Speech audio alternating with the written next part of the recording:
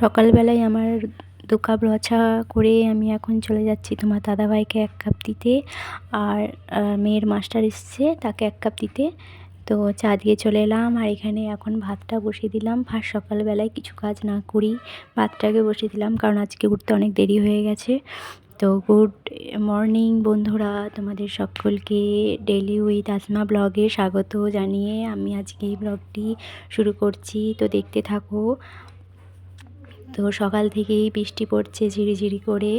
আর এখানে দেখতে পাচ্ছেন যে আমার সন্ধ্যামণি ফুলগুলো কাল রাতে ফুটেছিল, তো দেখলাম যে এখন শুকিয়ে গেছে একটু। আর এটা হচ্ছে সেই করম চাটা পাকার টাইম হয়েই এসছে, তো কিছুদিন পর পারবো। টক হলেও ফলটা কিন্তু খেতে খুব সুস্বাদু। তো এখানে 15টা করম চা ধরেছে, বেশি হয় না কি জানি, অল্প অল্পই হয়। আর এটা হচ্ছে সেই মিষ্টি গন্ধ একটা টগর গাছ। টগর ফুলের যে গন্ধ হয় আমি জানতাম না। তো এই প্রথম ফোটার পর আমি ভাবলাম দেখতেও অদ্ভুত, মানে অন্যরকম, টগর বলে কেউ বলবে না। আর গন্ধটাও খুব সুন্দর, সেই জুঁই ফুল বেল ফুল হয় সেরকম গন্ধটা। তো তোমাদের সঙ্গে আমার এই ছাদের গাছগুলো শেয়ার করতে এত ভালো লাগে, কি বলবো বন্ধুরা। তো মেঘলা আকাশ দেখতেই পাচ্ছেন, চারদিকটা মেঘলা, অন্ধকার অন্ধকার, মনে হচ্ছে যে বিকেল। তো এখানে সেই আমার টাইম ফুলের গাছটায় টাইম ফুলগুলোকে দেখাতেই হবে, কারণ চোখ যেদিকেই যায় কিন্তু চোখ ঠিক আমার ওই দিকেই যাবে, ওই ফুলগুলোর দিকে, এত সুন্দর ফুলগুলো। তো এখানে এই যে আকাশটা দেখো, এখানে কিন্তু বৃষ্টি হচ্ছে, তোমরা বুঝতে পারছো না ক্যামেরায়। তো এই দিকটা আমি গাছের এই দিকটা দেখাচ্ছি, এই দিকটা দেখো বন্ধুরা, বৃষ্টি পড়ছে ঝিরিঝিরি। তো আমি এখানে যে আমাদের ছাওয়া আছে, ছাওয়াতেই দাঁড়িয়ে আছি, আর একটু করে মাঝে মাঝে যাচ্ছি, ভিডিও করছি, চলে এসেছি। তো প্রথমে আমি তাড়াতাড়ি করে মাছগুলো ভেজে নিলাম। আজকে করবো মাছের ঝোল। তো মাছের ঝোলটা আমি দেখাবো না আজকে আর, কারণ আমার অনেক কাজ আছে, সে কাজগুলো করতে হবে, নাহলে ভিডিওটা বড় হয়ে যাবে।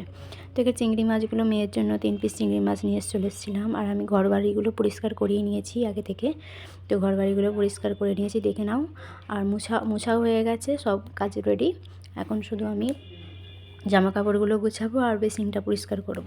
এই যে জামা কাপড়গুলো আগের দিন কেচে রেখেছিল, জামা কাপড়গুলো এখন গুছিয়ে নিচ্ছি আন্নাতে। তারপর বেসিনটা পরিষ্কার করছি। বেসিনটা অনেক দিন ধরেই ময়লা হয়ে গেছে, রাস্তার ধারে ঘর, তো ভালোই ধুলো জমে যায়। বেসিনটা পরিষ্কার করে দিয়ে আমি চলে এলাম আবার ছাদে।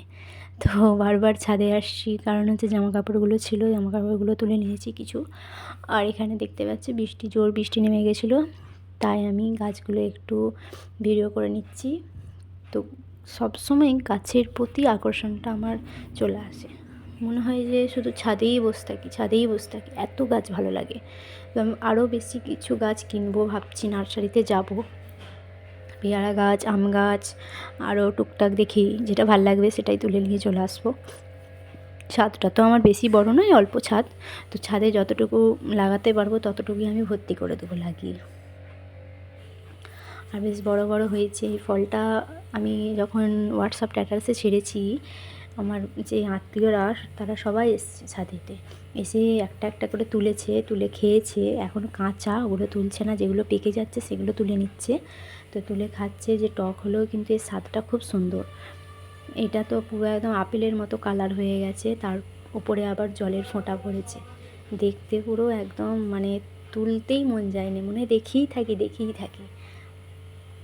নিজের গাছে যদি গাছ লাগিয়ে তার ফল ধরে, সেই যে আনন্দটা যা ধরে নিজের, তো কি বলবো, যারা লাগায় তারাই বুঝতে পারবে। তো তোমরা কারা গাছ ভালোবাসো অবশ্যই কমেন্টে জানাবে আমার মতো। আর এখানে একটা পাতাবাহার গাছ, সেই বলেছিলাম আগের দিনের ভিডিওতে, আমার বাপের বাড়ি থেকে যে পাতাবাহার গাছটা দেখিয়েছিলাম তারই ডাল দিয়ে বসিয়ে দিয়েছিলাম।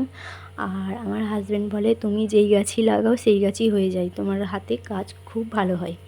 আমি বলছি হ্যাঁ ঠিকই বলেছো। তো গাছগুলো আরেকবার দেখিয়ে দিচ্ছি, বৃষ্টিতে ভিজে গাছের পাতাগুলো পুরো সবুজ ধারণ করে নিয়েছে। কিন্তু শীতকালে কিন্তু সেই সবুজ ভাবটা থাকে না, আর গরমকালে তো সে শুকিয়ে যায়, শুধু রোদে শুকিয়ে যায়, জল দিয়ে আলা হয়ে যায়। তাই এখানে তো একটাই ওই সবেদা ধরেছে, মাত্র একটাই, সেটাই আমি ভাবছি কখন বাদুড়ের পেটে যাবে।